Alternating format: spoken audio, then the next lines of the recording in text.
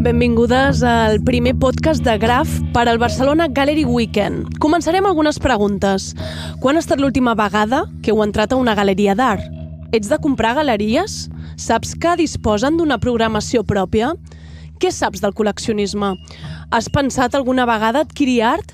Segons la teva relació amb l'art contemporani, les teves respostes seran unes o unes altres, però intentarem que aquest podcast es dirigeixi a un públic ampli, des dels col·leccionistes més entesos al grup d'amigues que s'avisen quan un museu fa dies de portes obertes, però en canvi no acostumen a entrar a galeries. Pensant-ho bé, en realitat, tots col·leccionem alguna cosa. Des de petits se'ns ha infós la idea d'agrupar coses, pedres, botons de colors, sobres de sucre, xapes d'ampolles. Hi ha una edat en la qual tot és col·leccionable. Però a mesura que ens fem grans, deixem de jugar. Jo, per exemple, diria que ara mateix col·lecciono llibres. Però què fa que un sigui col·leccionista d'art? Es pot comprar art sense ser col·leccionista? Puc arribar a ser col·leccionista d'art? Ara ho descobrirem. Estiguis o no implicat a la vida artística de la ciutat, segur que et sona el Barcelona Gallery Weekend, aquest conjunt d'exposicions i activitats que ens acostuma a esperar a la tornada de l'estiu, a meitats de setembre. Un munt de visites guiades, trobades, performance, per gran quantitat de galeries de Barcelona i de l'Hospitalet, organitzat per l'Associació de Galeries Art Barcelona. El que no sap tanta gent, però, és que en paral·lel, com una programació germana gairebé, al maig se celebra The Collector is Present. Ja va per la tercera edició, fruit de la col·laboració entre galeristes i col·leccionistes. L'objectiu en aquest cas és fomentar la reflexió sobre el col·leccionisme, les motivacions per adquirir art i les maneres d'acostar-se a l'art contemporani. I això és una mica el que està a punt de passar aquí, una conversa sobre tot això. I què millor que convidar les persones que estan a la primera fila. Deixeu-me que faci les presentacions. Començarem per la Laura. Laura González Palacios. Ella es editora y es periodista. En 2018 funda Chiquita Room, en l'Eixample, en Barcelona, que no es solo galería de arte, es también residencia para artistas, productora, comisaria de proyectos. Su amor por las letras y por el arte ha hecho que tenga una de las mejores newsletters, una carta de esas que, lo digo de corazón, hace ilusión recibir en el correo reflexiones sobre arte, programación y descubrimiento de artistas, así que haced el favor de suscribiros. Laura, un placer volver a charlar contigo. ¿Cómo estás? Muy bien, Andrea, gracias. Tu newsletter ya es una manera de romper esta barrera, esta distancia que quizá hay con el arte. ¿Lo notas? ¿Notas que llega gente que dice, ay, mira, pues la puerta de entrada ha sido tu newsletter? Pues no sé si es exactamente así. Sí que soy consciente de que mucha gente tiene miedo de entrar en una galería y llevarlo a un tono más personal, cercano y accesible, y digo accesible como en un amplio sentido, creo que responde a mi propia necesidad de bajar el arte a un nivel más terrenal. Y lo consigues, ya te lo digo yo. ¿Cómo presentamos Chiquita para quien no lo conozca? ¿Qué tipo de galería es? ¿Qué tipo de arte? ¿Qué artistas podemos ver? Yo empecé con la editorial Chiquita Ediciones en 2013 y en 2018 abrí el espacio Chiquita Room. Creo que por eso es un proyecto muy vinculado al papel, muy vinculado a las publicaciones. Muchas de las artistas que representamos y con las que colaboramos se dedican al libro como una parte fundamental de su práctica. Y en general diría que, bueno, suelen ser exposiciones y proyectos de base muy conceptual y de un estilo sobrio o no chillón, por decirlo así, sino más silencioso. Mira, me gusta. Estilo silencioso, me gusta. Me ha hecho gracia descubrir que precisamente tenéis el club, un club como para dummies del coleccionismo, una cuota para introducir a la gente en el coleccionismo. Háblanos de este Soft Collector. Es una suscripción anual por la que la gente recibe 3 ediciones de obra gráfica o publicación de artista a lo largo del año.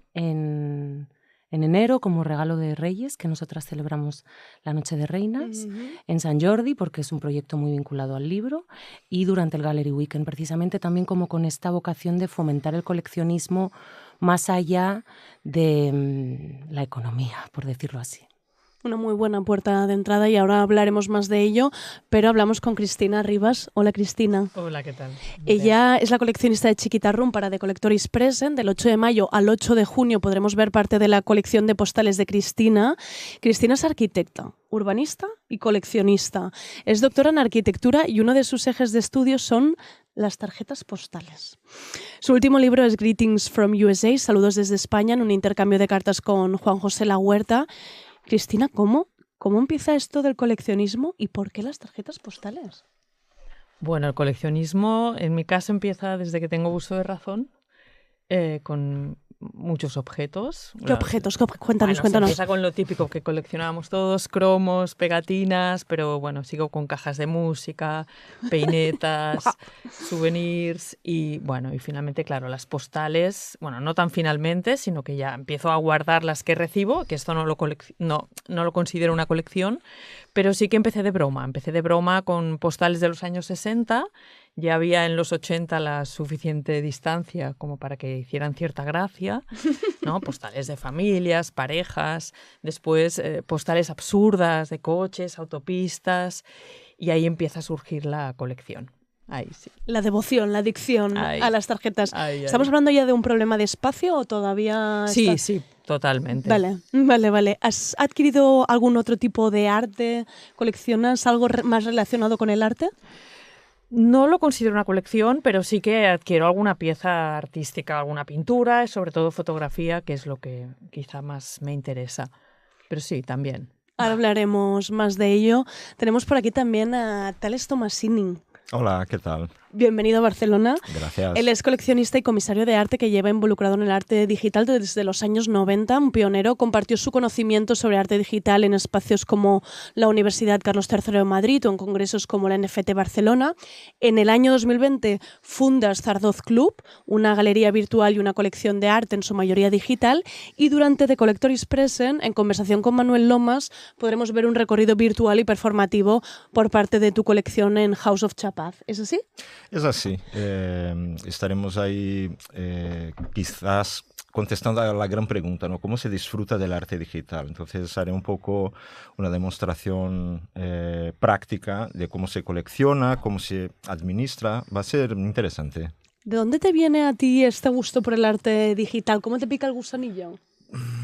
El arte digital, en especial este Big Bang que hemos tenido en los últimos años, es fruto de una generación friki, nerd total, donde hemos sido creados con el mundo digital desde muy pronto, entonces desde muy pequeños, con los videojuegos, con otras manifestaciones electrónicas, ¿no? Con ya MP3, algunos adolescentes, y creo que una vez que te empapas del universo digital es muy fácil empezar a tener contacto incluso con diseño digital, arte digital, y ahí no hubo escapatoria. Llega un momento que en el arte digital se empiezan a criptonizar las obras de arte, es cuando empezamos a hablar de los NFTs. Haznos un pequeño resumen, una pequeña introducción a este mundo de los NFT. Vale, el NFT es un tema polémico, menos mal que ya no tanto, porque acaba de llegar la inteligencia artificial, ya no son los villanos del arte ya no digital. Es el malo, ¿eh? No, pero es una manera de registrar digitalmente ficheros digitales que soluciona un gran problema del arte digital, que es cómo se garantiza la posesión y propiedad de una obra digital. Entonces el NFT vino un poco para traer soluciones, traer soluciones para estos problemas. ¿Este podcast podría ser un NFT? Cualquier fichero digital puede serlo. Si lo conviertes en un MP3, por ejemplo, lo registras en el notario público, que es el blockchain, y ya está, registrado. Bueno, aquí queda esta idea. ¿Te has planteado adquirir arte no digital? ¿Dispones de arte no digital? Estoy en ello. Una vez que empiezas a coleccionar arte, ya no estás limitado a ninguna técnica. Entonces ya hace unos años empecé con pintura, incluso escultura.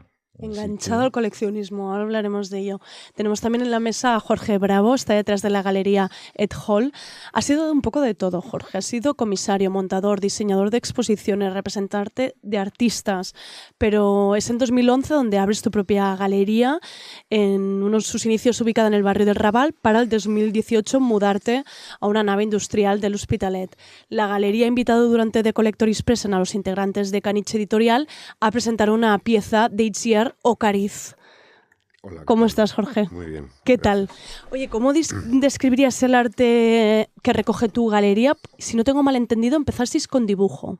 Sí, yo abrí, como bien decías, en 2011 en un espacio muy pequeño en el Raval, que me cedió un amigo por las características del propio local, por la actividad que desarrollaba este amigo mío, Nacho Simal, que editaba una revista gráfica, y también con la idea de cubrir un ámbito que fuera cercano, digamos, a la ciudadanía, por razones que me resultan más o menos obvias. La manera de acercarse el público general al dibujo es mucho más desinhibida de lo que se puede acercar a otro tipo de disciplinas.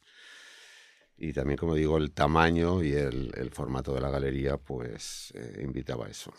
Entonces empezamos así. Cuando comencé a asistir a algunas ferias, bueno, yo abrí de hecho no una galería, sino un espacio non-profit. ¿Vale? La idea de tener un espacio, de tener una galería, era más tener un espacio donde pudieran suceder las cosas que yo quería presentar. Y cuando comencé, me invitaron a hacer algunas ferias y tal, pues abrí un poco el abanico y empecé a trabajar con otro tipo de disciplinas. Y ya definitivamente cuando me mudé a Hospitalet en 2011, el propio espacio, la propia nave, exacto, ya te invitaba. El espacio, claro. Bueno, allí devino otro tipo de exposiciones que yo concibo en cierta manera como una secuencia, como un proyecto comisarial, ¿no? Y que abarcan, bueno, se centra mucho en la escultura y en la instalación, ¿no? No quiere decir que no haya excepciones, como alguna exposición de pintura o de dibujo, pero básicamente son instalaciones y normalmente pues realizadas para el propio espacio. ¿En qué te fijas en un artista para exponerlo? ¿Qué miras? ¿Qué te gusta? Pues que me parezca de verdad. ¡Pam! Bueno, quiero decir que como en todos los ámbitos de la vida, hay cosas que te parecen genuinas y que merecen tu atención desde tu propio criterio, evidentemente, y otras que te parecen pues más casuales o más superficiales. Entonces uno intenta centrarse en lo que le parece que considera que merece la pena atender.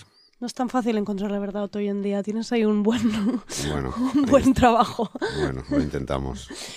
Pregunta un poco para empezar, ahora sí ya invito a toda la mesa. ¿Quién de esta mesa se considera coleccionista? O dicho de otra manera, tener una galería no significa que uno coleccione arte a nivel personal. No sé si lo hacéis vosotros a título personal, si os consideráis coleccionistas. Yo todavía no.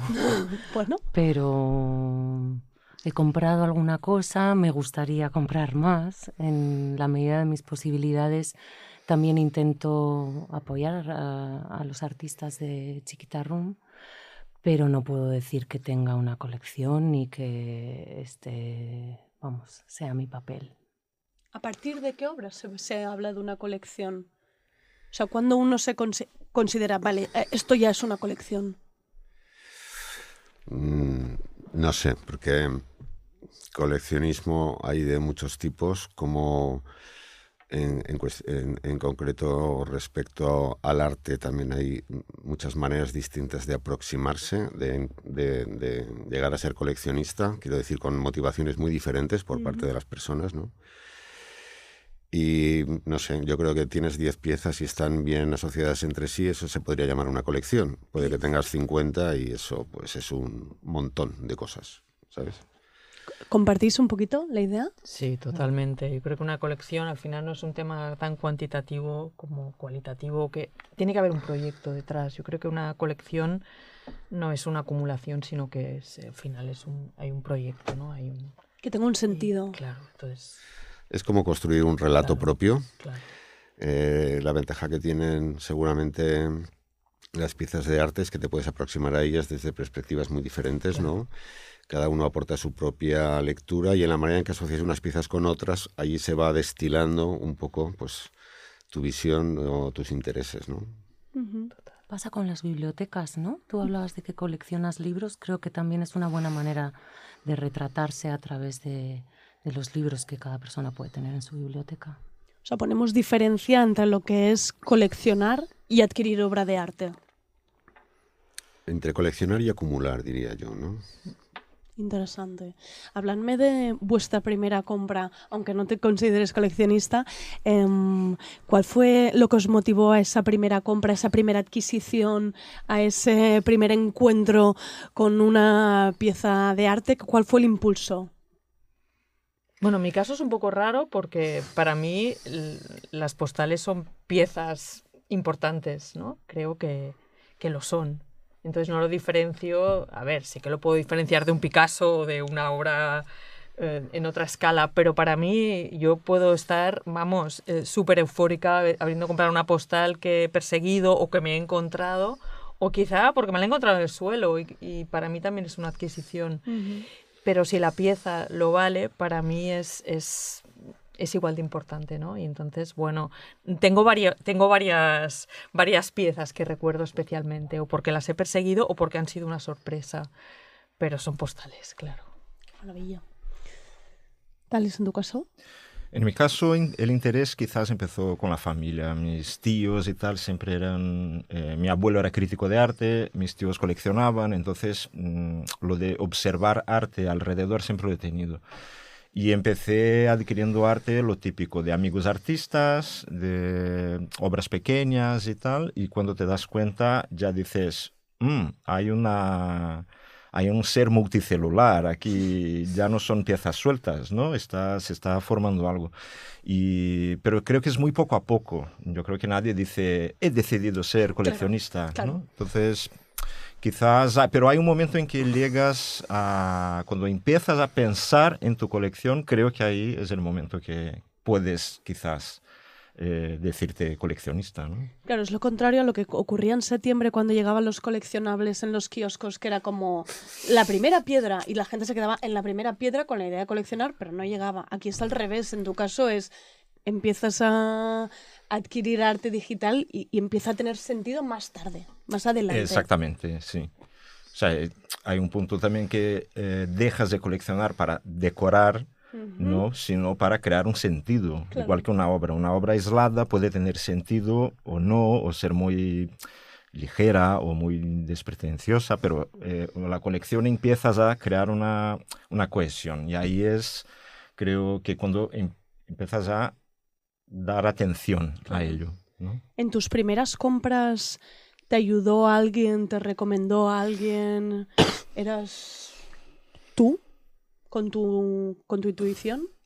Un poco, curiosamente empecé comprando arte físico, o sea, por mis amigos de aquí de Madrid y tal, bueno, de ahí, de Madrid. Y el arte digital empezó por pura, no necesidad, pero por casualidad de haber estado con una pareja que era artista digital y que empezamos a mover sus piezas cuando llegó la pandemia y cuando llegó el fenómeno de los NFTs, porque el Big Bang de los NFTs es hijo de la pandemia. Claro. Entonces ahí fue como en plan, tenemos que pagar el alquiler y no hay galerías, están cerradas, ¿qué hacemos? Y ahí empezamos a mover un poco sus piezas digitales y conociendo otros artistas digitales en este fenómeno y empecé a adquirir porque los precios del mercado de arte digital son muy dispares, claro, ¿no? Desde muy baratos a millonadas descontroladas. Entonces puedes empezar a adquirir arte digital con valores bastante bajos. Entiendo que incluso los artistas noveles no hay tanta diferencia entre alguien que lleve mucho tiempo en cuanto a precios o calidad, ¿no? Es un mercado muy alienígena en interesante. sus economías. Entonces hay artistas. El mismo artista puede vender una obra por 10.000 euros y una serie de 100 por $1 cada obra. El mismo artista y tan contento en la misma galería. Entonces no hay esta ecualización de precios. Interesante. Hablemos de las galerías ahora. ¿Cuál es la relación que tenéis con coleccionistas? ¿Entran coleccionistas a vuestras galerías? ¿Qué tipo de relación tenéis con ellos? ¿Hay un coleccionista VIP? ¿Hay un coleccionista fiel? ¿Hay una comunicación con este coleccionista? Bueno, siempre esperamos que entren en la galería los coleccionistas. Allí como sí. Claro. Milagros al Lourdes. El coleccionista es como evidentemente una pieza clave en el, digamos, organigrama de lo que es la producción artística. Intentas establecer complicidad, evidentemente como en general en la vida, pues con algunas personas la puedes tener mayor que con otras. Está bien el coleccionista que está informado, pero también que sabe escuchar, y lo que normalmente busca cuando comienza una relación contigo es conocer más los artistas, que le expliques la obra, no los artistas, la obra de los artistas, las obras, y en ese diálogo es cuando se puede construir una complicidad que, bueno, luego tiene sus consecuencias más o menos fructíferas, ¿no? A nivel de ventas, ¿no? Pero sobre si los coleccionistas entran en las galerías en general y en este contexto en particular, eso es un debate en sí mismo, ¿no? Porque nosotros nos vemos abocados, Laura estará de acuerdo, pienso, en acudir a ferias, que son los lugares donde... El principal competidor sería la feria. Bueno, es No el es principal exactamente- aliado, yo creo, ¿no? Aliado. Es que en el fondo Bueno, a mí no me es- parece un aliado. Es el A peaje mí que hay que pagar para llegar claro, a... pero eso no es un aliado, es un peaje. Sí, lo que pasa es que forma parte del juego, entonces... O sea, yo en Barcelona no he tenido la ocasión de recibir a un coleccionista que ha entrado espontáneamente en la galería. No ha pasado. Raramente, pues ahí es donde creo que voy, 2 ¿no? veces Que en al final las 7 cosas años. están organizadas de tal manera que el que siempre gana es el que organiza la feria. Claro. Ese es el que siempre gana. Y nosotros tratamos de cubrir los costos, que no son pequeños, y no solamente con las ventas, sino sacar una rentabilidad conociendo nuevos coleccionistas. Puedes conocer a coleccionistas de Barcelona que jamás han venido a la galería. Y bueno, hay un listado, o sea, quien tiene interés, ¿sabes? Una lista y allí estas galerías, ¿no? Y unas listas, reseñas, etcétera, ¿no? Entonces, al final se ha construido una rutina de que parece que hay que asistir a las ferias, son un fenómeno social, etcétera, cuando allí hay un picoteo de lo que es el arte de verdad. O sea, yo hago una exposición de un artista, luego a la feria pues llevo 2, 3 obras de esa exposición. Bueno, algo dicen de la obra de ese artista, pero la exposición y el trabajo de ese artista se ha visto en la galería. Claro. ¿Sabes? O sea, Claro. no sé, una institución de Barcelona que haces una exposición de un artista relevante, no visita la exposición y después en la feria te compra una pieza que estaba en la exposición que no había visitado, bueno, pues gracias por comprarla. Claro, si me lo hubieras comprado en la galería, yo hubiera Directamente. tenido un beneficio. Claro. Aquí me sirve para pagar costos. Entonces, claro. ¿Y te vienen los- sirve para establecer comunicación con ese coleccionista de lo has conocido en una feria, pero ya fidelizas cierta relación y vuelve a pasar? Claro, allí, ¿Sirve para esto o allí no? la feria es un momento de crear un vínculo, ¿no? Normalmente no lo puedes desarrollar mucho en la feria porque tienes que atender en muy poco tiempo Claro. muchos asuntos, ¿no? Pero intenta establecer un primer vínculo que te da pie pues, a después invitarlo a la galería o coincidir con él o con ella en otro sitio y continuar una conversación y despertar un interés y ver si evidentemente puede haber una afinidad. Pero al final la feria son 5 días, 4 días, tienes que atender un montón de cosas, tienes en tu cabeza rentabilizar de una manera más o menos temprana, ¿no? Pensar, bueno, estoy tranquilo porque estoy cubriendo gastos, ¿no? Pero claro, tienes que estar ahí seleccionando. Al final conoces Claro. a cierta gente, viene otra gente, no sabes quiénes son. El Bueno, trato no es el mismo, que sería en una galería, ni Bueno, las explicaciones son las mismas. no tienes la misma pausa. Claro, o sea, claro. intentas dedicar un Pero tiempo, si pero no tienes... puedo Sí, claro. puede dar acceso, por ejemplo, a establecer contacto con personas, colecciones e instituciones que de otra manera sería imposible. Entonces, creo que es un peaje muy caro de pagar, pero que es una forma para conectar con proyectos, o sea, para conectar proyectos pequeños como el mío, por ejemplo, con posibilidades u oportunidades que en Barcelona no sucederían. Entonces, por eso también creo que en el ámbito internacional todo se ha convertido en algo tan global que es imprescindible estar en esos foros si se quiere. Sí. Claro. Para que nos entendamos, para que la gente lo entienda, dejadme que haga una comparación con otro ámbito y por si me la compráis o no. ¿Estaríamos hablando de una feria como un macrofestival de música y vosotros, las galerías, vendríais a ser las salas de música, las salas pequeñas, que hay más curaduría, hay más cuidado, y el macrofestival es un poco, bueno, vamos todos ahí porque está guay, porque está bien, la música está un poco de fondo, voy a conocer a gente, voy a charlar? Yo, como frecuentador de ambas Venga, cosas, dime. confirmo que son idénticos. Es O sea, una buena comparación. Es una buena comparación, y yo, como coleccionista, más o menos, lo veo exactamente igual y disfruto muchísimo de ambos eventos.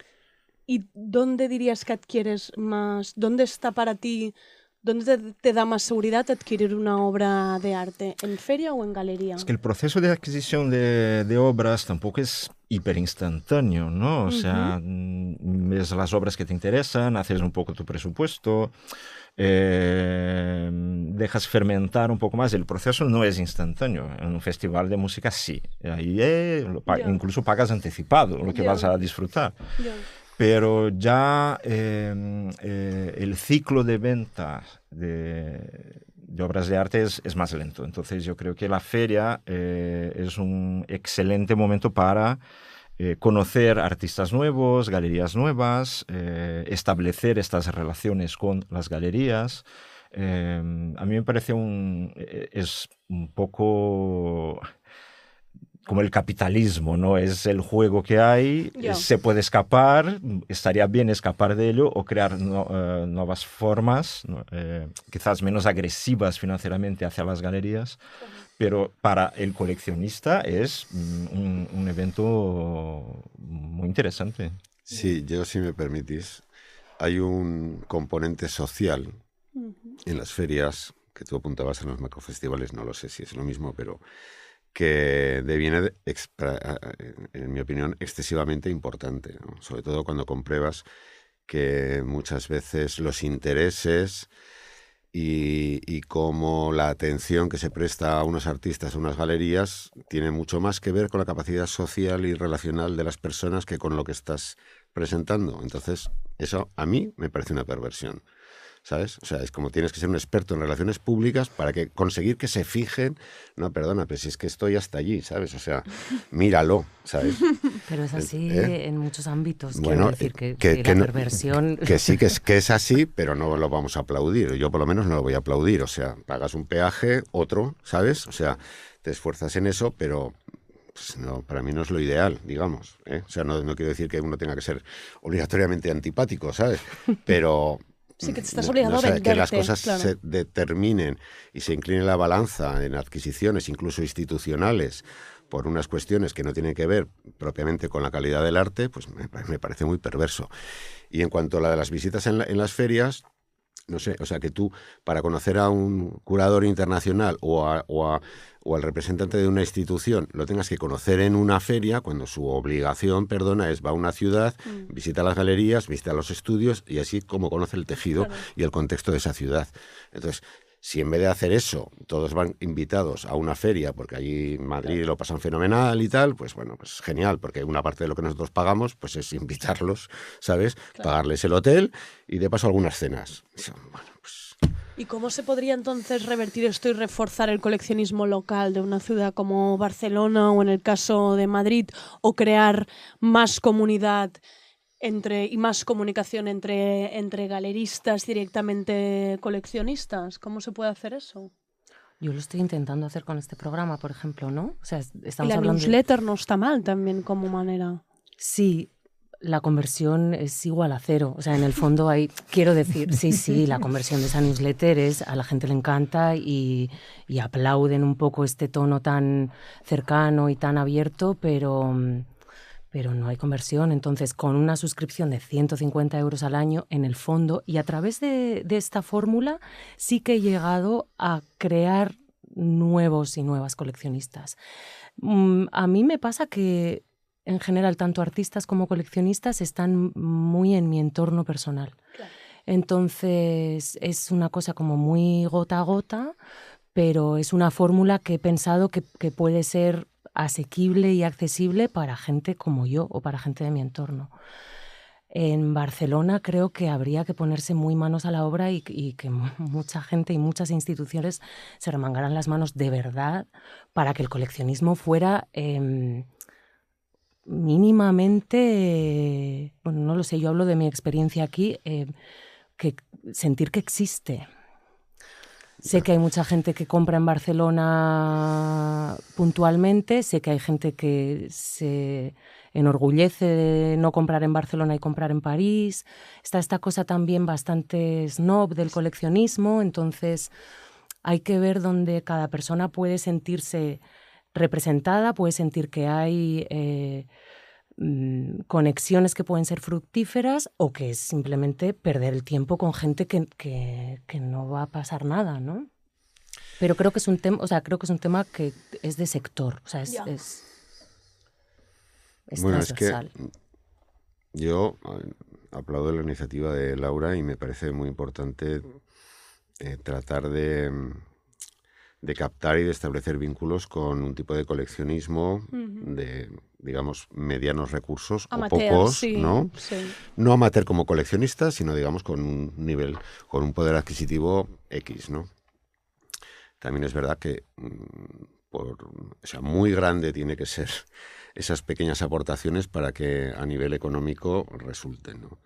Entonces, en cuanto a otro tipo de coleccionista, coleccionista que se autodenomina coleccionista y, entre comillas, presume de una colección, en mi opinión, es gente que tiene un gran poder adquisitivo y que hay una cuestión que es el compromiso moral que tienes con tu contexto y con devolver a la sociedad lo que la sociedad te ha aportado. Y eso es un tipo de pensamiento, un tipo de ética que se echa bastante a faltar, por menos mi parte. En este contexto concretamente, catalán, por X razones por las que sean, y aunque me tire piedras sobre mi propio tejado, por mucho compromiso nacionalista y de identidad de país que se pueda tener, eso no se refleja después en el compromiso que tienes con tu contexto. Otros lugares como Madrid, me parece que la cosa es mucho más transversal. También hay clasismo, como aquí es enorme, pero está un poco más diluido, hay mucha más población flotante y el tema de coleccionismo está más naturalizado, ¿sabes? O sea, a mí me ha pasado de ir a pequeñas ferias y de que viene una persona que ha estado pensando que tiene 1.500 euros ahorrados durante todo el año para comprarse una pieza y se la compra y está súper ilusionada y no es una gran venta para ti, pero estás encantado porque es una cosa súper motivada, ¿sabes? Eso jamás me ha pasado en Barcelona. No, ¿eh? Nunca.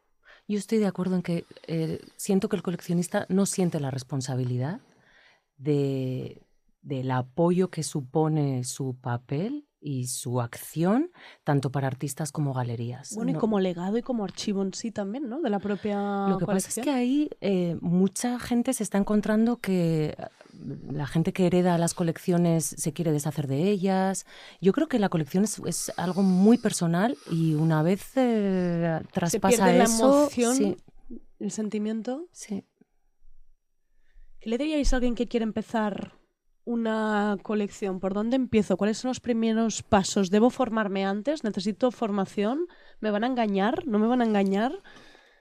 Yo no me imagino esa intención, ¿no? Que alguien dice, voy a empezar a ser coleccionista. No, ¿eh? No me la imagino, no. Yo creo que eso surge y ya está. O sea, es como que te apasionas por algo, ¿no? Es como un enamoramiento de algo y no te estás planteando, ¿no? Me estoy enamorando de una pieza o estoy adquiriendo varias piezas y voy a ser coleccionista, ¿no? Yo creo que tener esa intención previa, no sé, yo no me la imagino. No sé, igual sí a nivel, pero entonces no lo consideraría un coleccionismo que me guste, ¿no? Que entonces ya sería más ligado a la mercancía, adquirir, pero esto, bueno, yo no estaría de acuerdo o no comulgaría con ello. Sacando el valor, la parte económica detrás del coleccionismo. Entonces ahí ya es como en todos los ámbitos, ¿no? Incluso en la arquitectura, cuando hay una valoración más económica o de promotora, pues yo ahí no veo arquitectura, ¿no? Entonces aquí me pasa igual con el arte.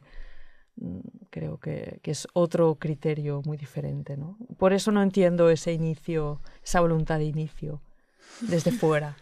Yo a la gente le recomendaría comprar de corazón. Quiero decir, algo que realmente... De verdad, como hemos dicho antes. Sí, claro. Bueno, que haya puede ser un flechazo o el enamoramiento del que habla Cristina, pero puede ser como una intuición, puede ser seguir también un run que en el fondo te va a llevar a, si has comprado una fotografía, una pintura, un dibujo o un libro de artista, verlo y no querer desprenderte. Una vez me acuerdo que pregunté a un coleccionista que no estaba seguro me decía, no, es que claro, pues por mi profesión y por mi poder adquisitivo, etcétera, pues yo he ido comprando y resulta que tiene una muy buena colección, pero yo le pregunté, ¿te desprenderías de alguna pieza de tu colección? Y me dijo, de ninguna. Para mí eso es una colección coherente y comprometida y creo de la que se puede sentir orgulloso toda su vida. Qué bonito.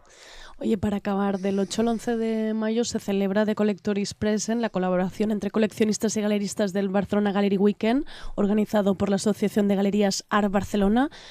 ¿Cuál es vuestra propuesta para esta edición?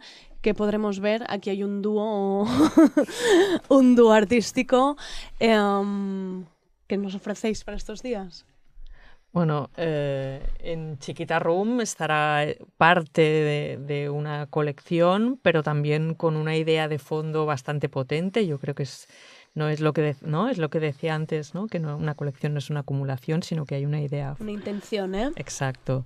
Y creo que no son piezas quizá aparentemente muy poéticas o silenciosas, como decía Laura, todo lo contrario. Va a llegar el ruido, Chiquita Room, ¿eh? Pero y generan mucho ruido, además yo creo que lo que genera es mucho ruido. Y bueno, yo la recomiendo mucho porque creo que es algo muy agradable de ver, pero que además aporta una idea muy, muy fuerte. ¿Cuál es la idea de fondo? Bueno, la exposición se llama Cielito Lindo y la idea es el montaje, ¿no? Que es algo es muy actual, pero que son tarjetas postales de todo el mundo, mayoritariamente españolas, pero de todo el mundo, donde el montaje tiene un papel muy importante, ¿no? Vale, lo has vendido muy bien porque ahora quiero ir a verlo.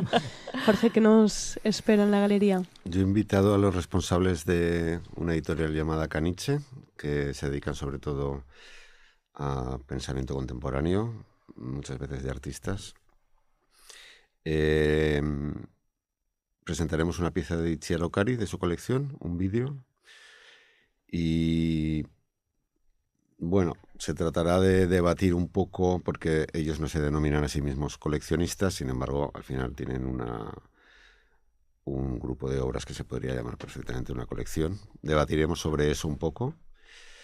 La hemos titulado Aspiraciones y agradecimientos, porque muchas veces...